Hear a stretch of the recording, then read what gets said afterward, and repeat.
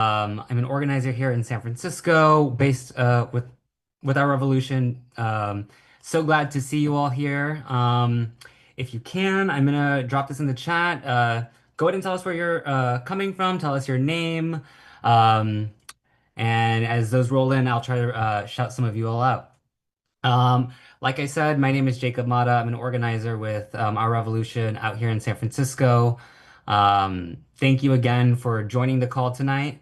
Uh, Tonight we'll have Representative Ro Khanna on, Assembly Member Ash Kalra, and some other special guests as we continue to organize in this moment. Hello, everybody. I'm seeing all of your chats come in. This is great. Hello from Big Bear. Hello, Miss Eddie from Los Angeles. I don't need to tell you all, but let's say it out loud. Authoritarianism is rising. Fascism is creeping. ICE raids are ravaging our communities and our neighborhoods. And the party in power, the GOP, is attempting to lock itself into power by gerrymandering the midterm elections. But as you all know, Californians do not just sit back and watch things happen. We actively resist and we fight back. So that's what we're doing tonight. Thank you again for all of those who are just joining. My name is Jacob Mata. I'm an organizer with Our Revolution based here in San Francisco. Thank you so much for joining us tonight. If you haven't already, go ahead and drop your name in the chat. Say where you're from, and then also tell us why you're joining tonight. I would love to hear that. Hello, Melissa from San Jose. Oh, I see Mark from Florida. Hello, we love our friends and our community on the East Coast. You know, this is a we're all in this together. People in Florida, people in California. We got to resist the authoritarianism that is quickly taking over. Um, for those who haven't who missed the beginning, tonight we're going to be talking about Prop 50 and coming together to discuss how we can all come together and block the worst of the Trump regime. And I guess in particular, talk about how we can pass Proposition 50, the Election Rigging Response Act. And like it's named, Prop 50 is a response to the mid-decade redistricting being done across the country by red states, um, and that are attempting to lock the GOP in power. Um, Tonight we have great guests on. We have Alfred Tu from the California Democratic Party's Asian American and Pacific Islander Caucus. We got Constantine Anthony, former mayor of Burbank and current city council member. We have Amy Scott Slovic, member of the California Nurses Association and board member of the Contra Costa Labor Council. We got California Assembly member Ash Kalra and our U.S. representative, Ro Khanna. Thank you again for those who are joining. I see many of you saying hello in the chat. Hello, Mary from Arizona. I see a few folks from Arizona, Minnesota, Ohio. Shout out Butch from Bakersfield, my hometown. Much love to my Central Valley folks. Hello to Mary from San Jose, Aaron from Orange County. Thank you all for joining us tonight and joining this call. Um, we're all really honored to have you here, and just want to say thank you again. Um, Before we get started, I really do want to let people all know that we have started phone banking for Prop 50. Me and my organizers in California are making calls Wednesdays, Thursdays, and Sundays. And you can join us, and I will drop this link in the chat 1 second. But definitely, if you can, join us. It is one of the easiest phone banks I've ever been part of, and it sure will be a great time if you all join. Um, with that, I just want to name out a few more people. I see Brandy joining us. Hello, Brandy. Thank you for being on the call. See Paulina from Vancouver, James from Lake County. Um, and with that, thank you again for joining. We'll turn it over to my good friend and colleague, Susanna. Susanna? Thank you, Jacob. Hi, everyone. I'm Susanna Williams. I'm an organizer with Our Revolution, and I started this journey as a volunteer for Bernie Sanders in 2016. When Bernie said get involved, I did. I was a 2020 Sanders delegate, and today I'm continuing that fight as a CADM, which is the California Democratic Party executive board member and an Our Revolution organizer. As organizers with Our Revolution, we know that democracy only works when the people, not the powerful, decide the outcome. But right now, Trump's GOP is working overtime to rig the rules, redraw the maps, and silence the voices of working people across this country. So Prop 50, the Election Rigging Response Act, it is a mouthful. It's California's way of fighting back. It's a bold measure to protect fair representation, to stop partisan gerrymandering, and to make sure every voter's voice truly counts. Ballots have already dropped, and we're mobilizing our team to call voters across California to make sure this measure passes. We're fighting for Prop 50 because our democracy is under attack, not just from Washington, but from right-wing billionaires and politicians who want to divide us and hold on to their power. This campaign is about more than one ballot measure. It's about building a people-powered movement that stands up for our communities, defends immigrant rights, and shows the nation what real democracy looks like when we organize together. Prop 50 is our chance to lead the way and prove that when we fight back, we win. With that, I hope you'll take a moment to sign up to join our Citizen Action Team, affectionately referred to as CAT around here. We're actively mobilizing in cities and states across the country.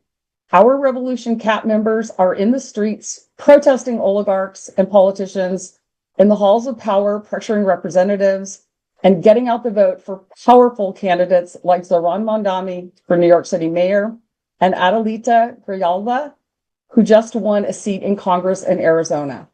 There are many different ways that you can get involved, so click on that link in the chat and be a part of this fight. Having said all that, I first want to introduce you to our very first guest, one of my fellow partners in the progressive revolution here in California. I want to welcome Alfred Tu. So Alfred is the California Democratic Party Asian American Pacific Islander Caucus Communications Secretary. Alfred also serves on the board of many organizations, including the California Dems AAPI Caucus and the Asian Pacific American Democratic Caucus of Alameda County. They work on a variety of progressive issues ranging from tenants' rights to public transportation. So Alfred, welcome. So tell us a bit about what's going on in the Asian community and what kind of literature and tools you have going out to help folks vote for Prop 50. Sure, thank you. Can you hear me all loud and clear? I can. Great. So, as all of you may know, the Asian communities, all the different communities are being heavily impacted by everything going on that the federal government is throwing at California, throwing at people around the country. Especially with the ICE raids, what we've seen is there's been an escalation of what ICE is doing. First, they started with going after people at courthouses. Then they started going after people who had no issue before, but were just picking people up at routine check-ins. And then many of you may have heard about the factory raid in Georgia, where hundreds of people were arrested. And especially some of the communities that are especially being targeted, we've seen are a lot of the Southeast Asian refugees. And all this is driven by how they've been asked to meet these quotas to arrest large numbers of people. But our communities are organizing to fight back. Here in Alameda County, we have this coalition called the Alameda County Immigration, Legal, and Education Partnership, called ASILEP. And they've produced a lot of materials in many different languages, and includes know your rights information, includes hotlines, legal resources. I've just put the link in the chat. You can also go there at acilep.org. So this is a great way you can get information out to your communities. And then on Proposition 50, the coalition of organizations working on it include both the California Democratic Party's AAPI caucus, as well as many of our local clubs. And what we've done that's new this year is we have in-language phone banks, because there are a lot of voters for which English is not their first language. And if we can connect to them in their preferred language, we have a better chance of winning them over. And we have phone banks every Thursday in a variety of languages, including Cantonese, Mandarin, Korean, Tagalog, Hindi, and Punjabi, and we're adding some Pacific Island languages as well. So I'll put the link for that in the chat too. We've got one coming up this Thursday and every Thursday leading up to the election. So please sign up, please share the link around. And the message that we're reaching out to people on include, number one, defending democracy. A lot of people came to this country because they were lacking freedoms in their homeland. And now they see them under attack here in this country as well, and they are ready to fight to defend them. And then other messages, the economy and the tariffs that the Republicans have put in place have had a huge impact on a lot of our immigrant communities, on our small businesses that import many products. And then there's also, of course, the attacks on education, on healthcare, the impacts of the government shutdown, the denial of disaster relief. These are all issues that matter not just to the Asian American Pacific Islander communities, but to really all communities across California.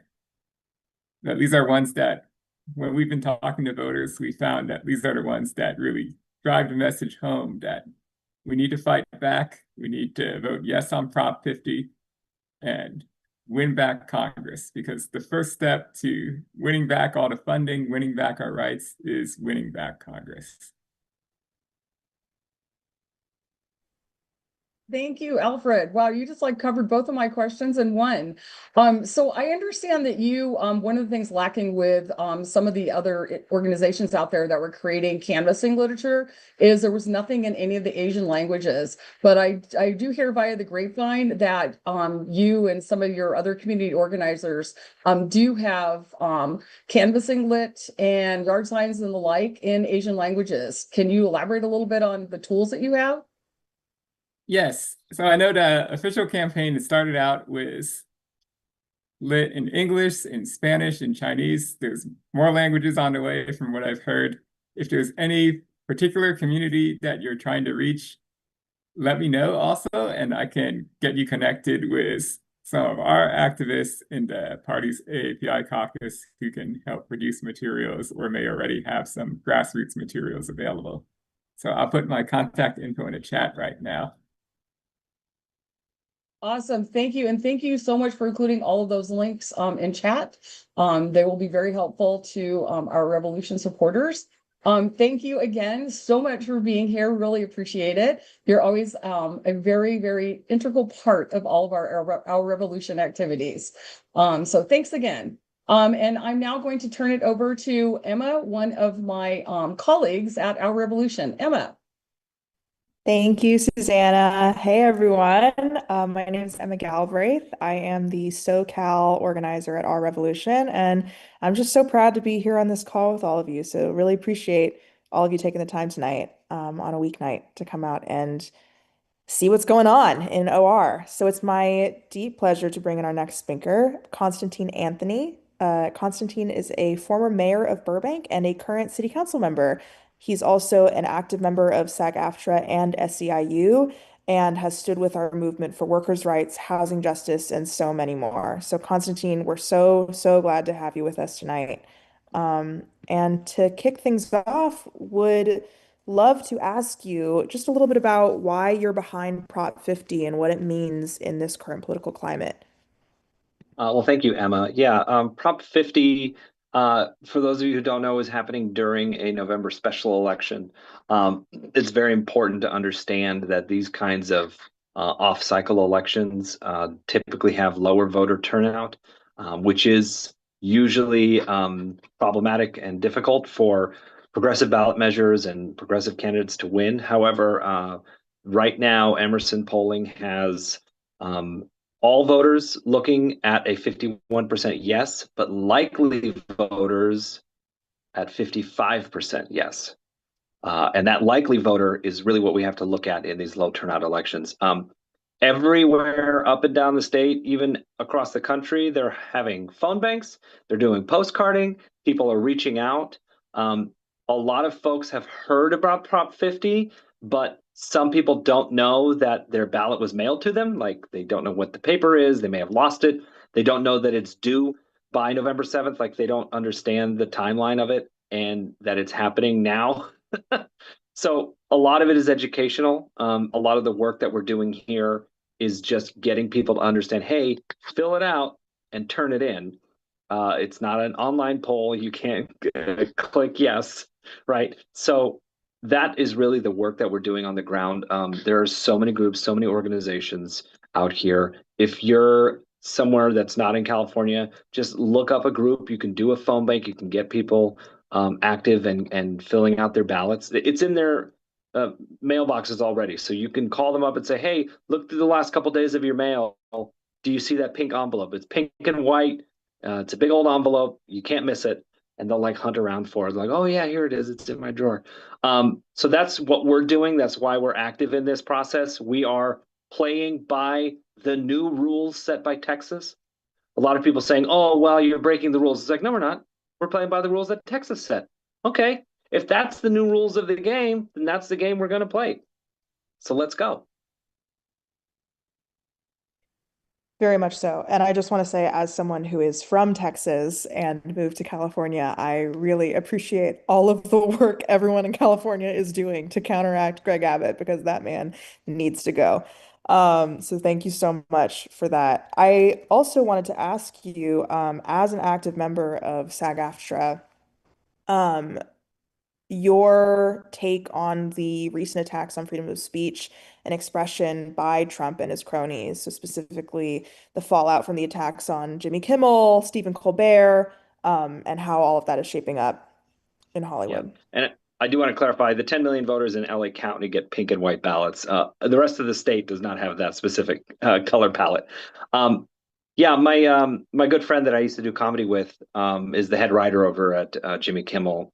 They were totally blindsided by this. We've never seen an administration attack the First Amendment in this way, so publicly, so blatantly, and then double down on it and say that, no, this is business as usual. This is what a president should be doing.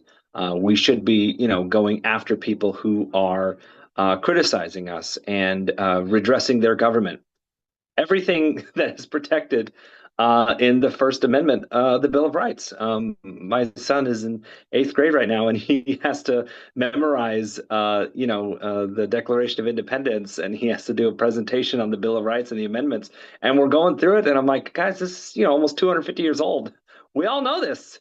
This is the first guy who comes along like, the rules don't apply to me. But he thinks that about a lot of things, and he's thought about that his entire life.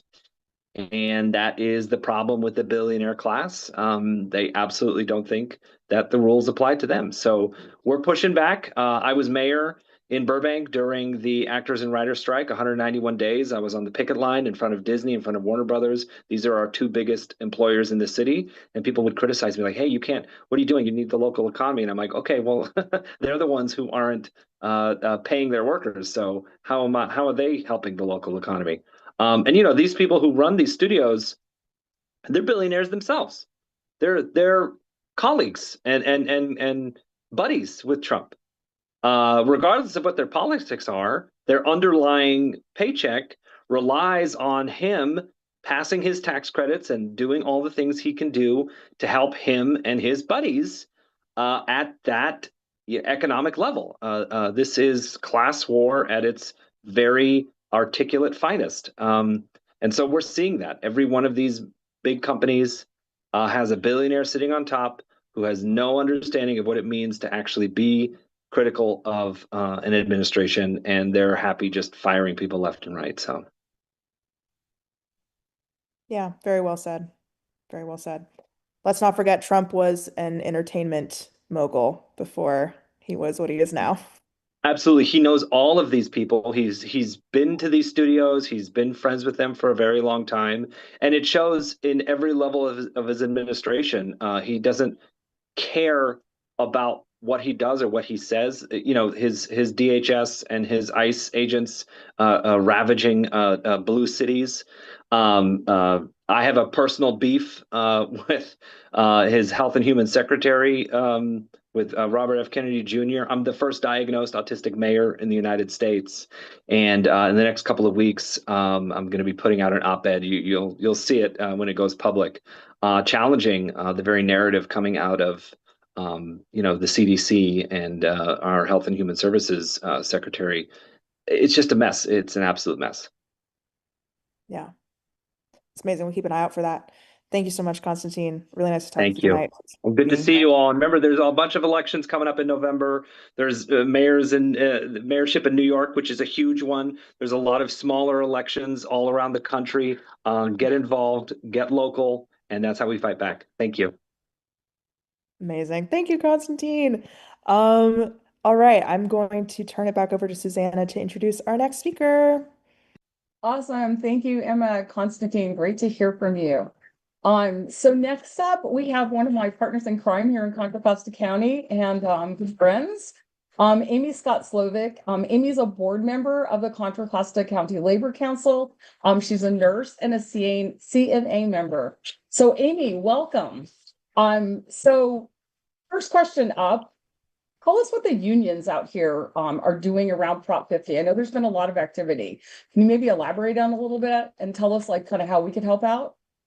Absolutely. And thank you so much for having me. So, the Cal Labor Fed, who's kind of organizers of a lot of the unions in California, um, they've had a huge outreach where we're doing a couple of things. We're doing phone banking at different labor councils where we do it from okay, the phone banking is sort of set up for for union members to call other union members. California Nursing Association is doing it. Lots of different, large unions are doing it with their own members. But the Cal Labor Fed also has phone banks going. And the one that we're doing with phone banks, like I said, is from union members calling other union members. But we also are doing canvassing once, twice a week, depending on which areas. And I will put the link into the chat here. And for anybody who wants to sign up, we have labor councils up and down the state, and we really need bodies. You don't have to be a union member to come to those. A lot of the Dem parties are using our walks, and we're kind of doing a coordinated effort with that. So I'll be happy to put that link in. And then also, for phone banking, if you're not a union member, it might be better to do it with the Dems. And I can put that link in too, because there's a spot to show up and probably with a lot of thanks to Alfred, I did see that they have them in multiple languages for doing the phone banking. And I'm sure that that was a lot of Alfred's doing. I also heard that at the executive board for the California Dem Party, for those of us on e-board, it's going to be down in Monterey on the weekend of like the 24th and the 25th. On that Saturday, the 25th, from 10 to 1, rather than having our caucuses and all the meetings that we would usually have, we're going to be just doing member outreach during that time. So there'll be a big effort if there's anyone down in Monterey who wants to join us there. And I'll add that link too. I just can't add the link and talk at the same time. So I'll put that there. And I would also add, as far as labor, every area. I mean, it's just kind of like us in the, progressive groups, labor and progressives who are not mutually exclusive, by the way, can absolutely are some of the best people for networking and knowing that the grassroots is the way to reach people, having real conversations with people about why Prop 50 needs to pass. And even, a lot of us who have been like, well, wait a minute, is that gerrymandering or whatever? This is not the usual times. This is where we have to fight back against this. We have to pass Prop 50, get it passed, because we need to get this dictator out of office, and he's cheating, and that's the only way that we can do it. So I really hope people will join us in the effort for that. Awesome, thank you. Yeah, that's all we're doing. It's like we all live and Yeah. breathe. Yes, I'm Prop Right? 50 right now. Everything. I know you just went to a big nurses convention, and from that perspective, from your, career as a nurse, we see the Democrats out there holding the line, trying to protect healthcare, trying to claw back that money for Medicaid, trying to keep those tax credits, so that everyone's insurance under the ACA don't double, triple, and even worse. So maybe talk a little bit about that. Tell us, from your perspective, how you feel about the Democrats holding the line, et cetera. Well, I mean, I think people are fighting back and doing as much as we can now. I mean, I would have liked that a few years before as far as healthcare. I mean, I've been working on single payer for most of my life as a nurse. What I would say, though, is that that bill that passed is pretty much a death certificate. It's terrifying to us as nurses. And we went out and we marched in the streets last week. We did a march with 900 nurses in San Francisco out speaking about how bad these cuts are going to hurt people. And we also spoke out and were very opposed to Gaza. So it was basically like, it's called Nurses for Democracy, and we're working really hard on getting more of our nurses involved and more involved in getting out there. And also the sharing of how do we share public health information. Like the CDC just came out with this erroneous recommendations for COVID vaccines, which are absolutely like not even based in science, right?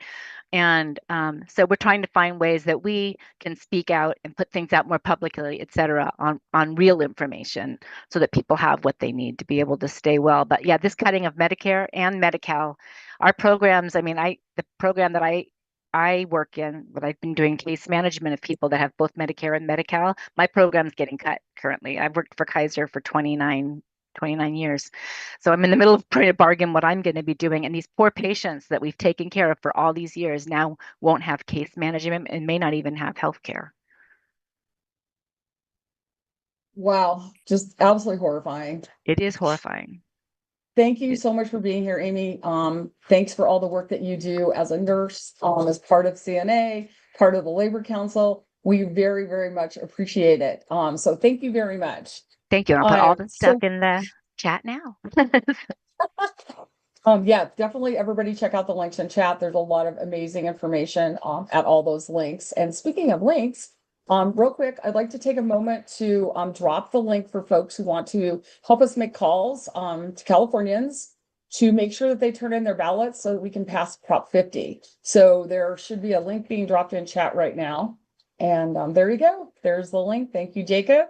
So please do come join us.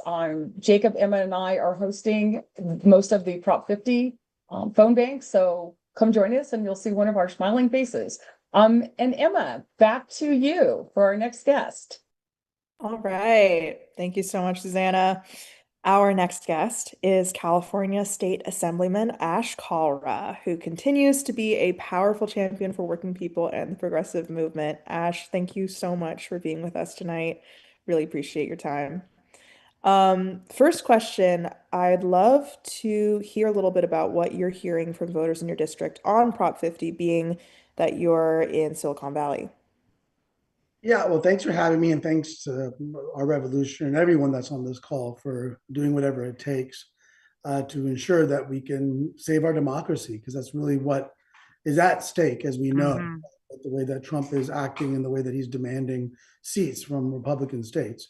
I am actually getting very positive feedback here. Again, the whole name of the game is really turnout, especially in areas like mine that have a very heavy Democratic registration. It's really about people knowing there's an election, knowing what everything's about. You're seeing all this money spent on the No on 50 campaign, confusing people.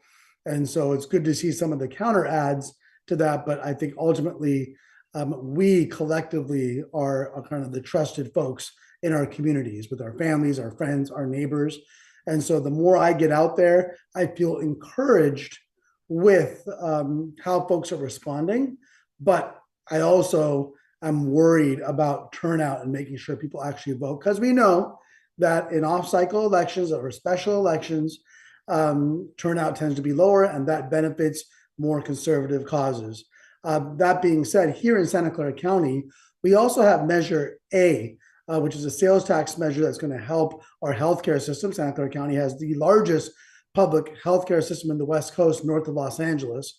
And because of the big ugly bill that Congress passed, it's going to be a hit of at least $1 billion a year to our public health system that just in the last 8 or 9 years has bought 3 struggling, and I say struggling hospitals, what I mean are hospitals that are owned by corporations like HCA that strangle them and make them struggle so they can gain the profit from them, which is why we still need single payer healthcare. But in the meantime, we have our public healthcare system that's caring for everyone in our community. And what I tell folks, even if they're on private healthcare, the pressure and the loss and the closure of departments in the public system is going to impact every hospital in our county and in our region, because they're all interconnected in terms of how they provide services. And so it's critically important that we pass Prop 50 here in Santa Clara County, also Measure A. There's a really nice kind of coordinated campaign with those two. So I'm going to do everything I can, certainly. I know other folks here in San Jose and in Silicon Valley are working really hard to get out the vote, and we just have to keep fighting for it. Right on. Thank you for that. That was a really, really nuanced and detailed take that I appreciate a lot. You also just got a bill signed to protect agricultural workers. It's known as the Human Trafficking Prevention and Protection Act, or AB 1362. So it protects temporary immigrant workers. Can you talk to us a little bit about that and the temperature you're seeing with ICE on the ground at this time? Well, I have a big smile because I've been working on that bill for about 8 years. It was finally signed, and it's a bill to protect workers that come through foreign labor contractors. And there's a lot of unscrupulous foreign labor contractors, especially now with the dark cloud of Trump, that bring workers under false pretenses.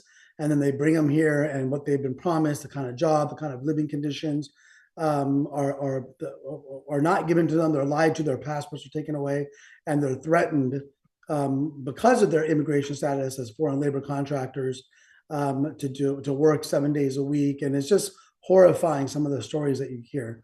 What this bill will do is requires foreign labor contractors to actually register with the state of California, and it informs workers of their rights before they come to California. So they know their labor rights, their worker rights, and the labor rights apply to them as much as any worker in California. And it also has penalties for those foreign labor contractors that don't comply with the law. So I'm very excited about that bill being signed, especially in this current environment. In fact, I'm so happy that all 16 of my bills got signed this year, including the bill that I have with the California Nurses Association, just got signed today. To combat those debt traps that are used to ensnare not just nurses, but many other employees and workers, again, with false promises. And that's a bill that I know the nurses have been working on for a number of years. So very happy that the governor signed that bill today.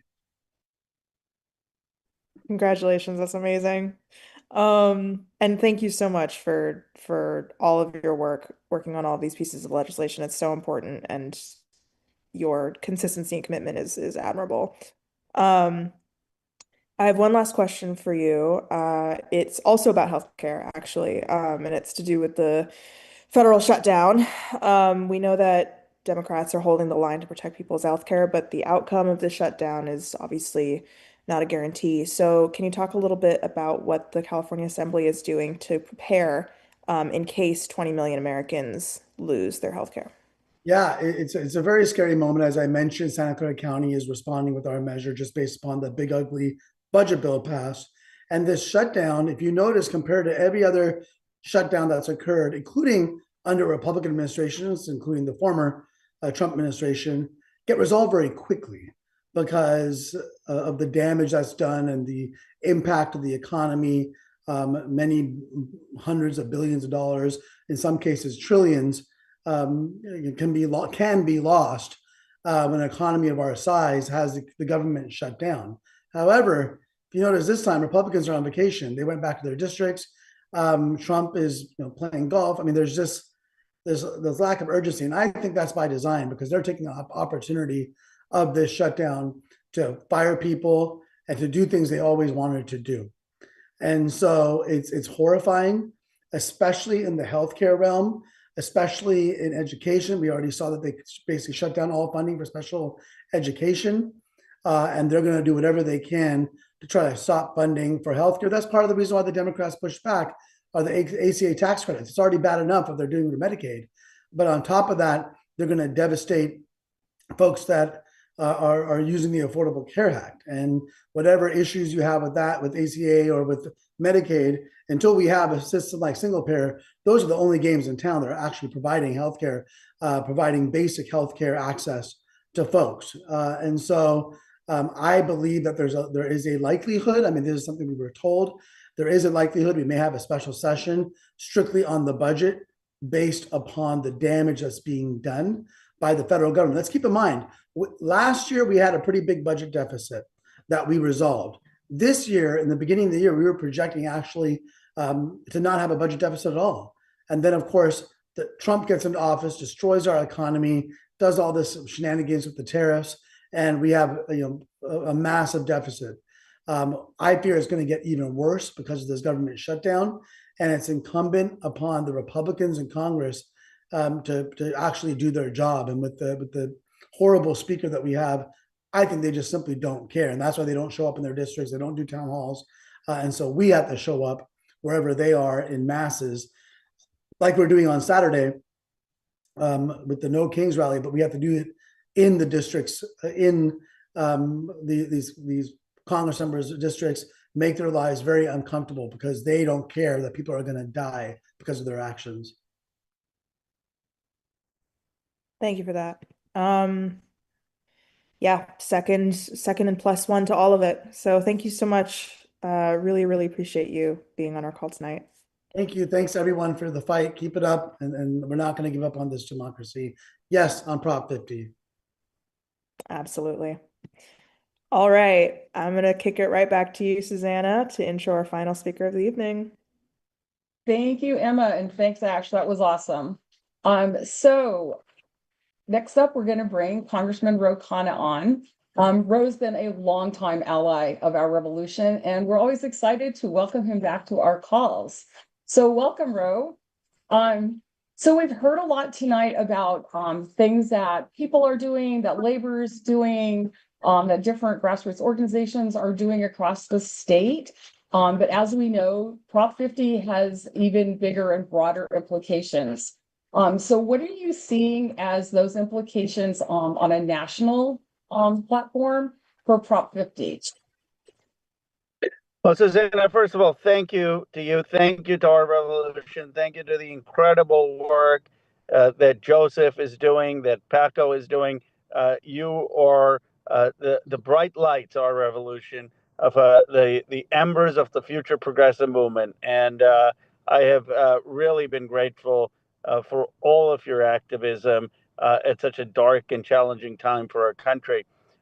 Look, they are trying to eliminate Black and brown districts. They are trying to take out Jim Clyburn's seat in South Carolina, Emanuel Cleaver's seat in Missouri. They're going after districts that were created in the Voting Rights Act.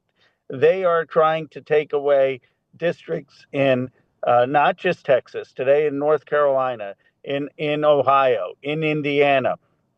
And we would be naive if we didn't think they're going to do every single state that they can get away with. We need to make sure that we push back, that we fight back. And Proposition 50 is the effort to do that. It is to say that we can't unilaterally have an independent commission while the other side is trying to move us back to a pre-1965 America. Now, we are mobilizing in a big way, but I'll tell you something, it's not just about winning. Obviously, we have to win. We need a jolt of energy in our movement, in our party. I am sick of the defeatism, of the doomerism, of the umpteenth article about the fecklessness of Democrats and progressives, as if we're resigned to Donald Trump's takeover of the government. That is not an attitude that is going to win. That is not an attitude that's going to overcome the extraordinary threat we face. That's not the attitude Dr. King had. It's not the attitude John Lewis had. It's not the attitude that any progressive social change leader has had. We need to have the attitude that the people are going to defeat the foolishness and dangerous actions of Trump. And to do that, we got to turn the narrative around. And that narrative starts by winning. It means Mamdani winning big in New York.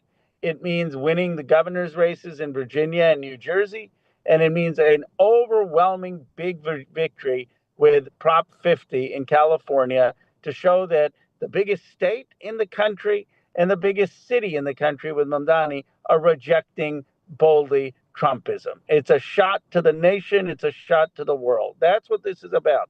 So I want all of you, everyone, and I will, to get every vote. I don't want a 51-49 victory. It's not just about 3 seats. I want to show that the progressive movement is alive, is well, is beating, and we're going to build on this in 26, 27, 28, and for the next decade. I am grateful to what you're doing. It's really what gives me hope, and I'm really honored and appreciate that you let me join this call. Thank you so much, Congressman. I could not agree with you more. We need power. We need passion. Everyone needs to be in this fight. And I agree. I want to see a landslide victory on Prop 50. That will send a message, just like Mamdani winning in New York is going to send that message. So speaking of elections, looking forward to 2026.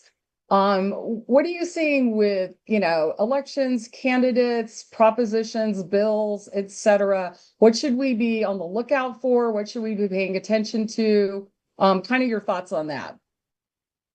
Well, we've got a lot of great progressives running. I mean, from Graham Plattner in Maine to Kat Abuzela in Illinois. Obviously, I'm going out to campaign for Mamdani November 1st. We've got a great mayoral candidate, but I would look for these young progressive candidates and thoughtful candidates, working class candidates across the country. I think we can get 20 working class progressives elected across this nation. And of course, we need to run in the swing districts and in the states. But I believe we can pick up a seat in Iowa in the Senate. And I think we can pick up a couple of House seats there. I believe Texas is going to be in play. Of course, Maine is in play. And we've got great House candidates running everywhere. But one of the things I love, and I'm biased, but correct me if I'm wrong in the chat, the energy is around these progressive candidates, right? Like Graham is killing it in Maine. And you see Mamdani, just incredible energy. You look at the progressives are running, and that's where the energy is. Put aside the ideology. And what wins elections is energy. It's passion. That's how Obama won. That's how Bernie built his movement. That's how Trump won. It's sort of, I don't understand why we even debate this. The single most important criteria to win an election is not exactly where you stand on an ideological test of measuring, okay, is this person left, moderate? It's, can you inspire people? Can you have passion? Do you have energy? Can you get people to care?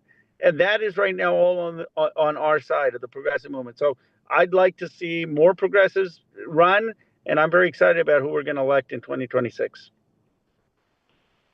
Awesome. Thank you. I agree about Flatner. I mean, even his fundraising ads and come across my social media give me hope. I could not be more proud of everyone supporting Mamdani in New York. That's amazing. And I think this is the platform that candidates are going to need to run on moving forward.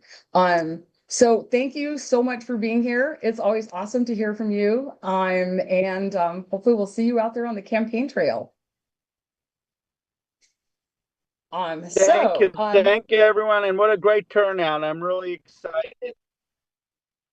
Thank you. So I'm going to turn this back over to Emma. She's going to wrap this call up and leave us with some actions and upcoming events. Emma. Thanks, Susanna. Oh my goodness, what a great call tonight. Thank you all so much for being here. Again, so appreciate you taking the time on a Monday night. One more time, I would like to invite you all to sign up to make some calls to California voters to make sure we pass Prop 50. So that link's going to get dropped right in the chat. Thank you, Jacob. The second thing, as I'm sure you all are already aware, this Saturday is No Kings Day again. We're going to have massive protests, rallies, and demonstrations nationwide. We've got lots of locations in California as well as the rest of the country, and we really want to make it the biggest turnout yet to show Trump and his cronies that the American people reject his authoritarianism, his cruelty, and his assaults on our democracy. So if you haven't yet, please sign up to join a No Kings action near you. That link is also getting dropped right in the chat. And finally, we would truly love for you to join our citizen action team. We're growing our networks across the country, and there are so many ways to plug in and make a difference. So if you're angry about what's going on, and I know you are because I'm seeing it in the chat, and you want to get involved and you want to build community and you want to learn how to organize, let's do this. Sign up for a CAT team and let's talk. It'll be really, really cool. So that link is also going to go right in the chat to sign up for CAT teams. All right. I'm going to close us out with a little chat activity. So I would like to invite you all to unmute your mics. It's going to be a little disorganized audio-wise, and that's part of the point. Okay, so get into it. When I say when we organize, you're going to say we win. And we're going to do this 3 times. Okay, so when I say when we organize, you say we win. All right, I want to see all these mics off. Okay, when we organize, we win. When we organize, we win. One more time. When we organize, we win. And Thank you so much for joining us. Have a good night.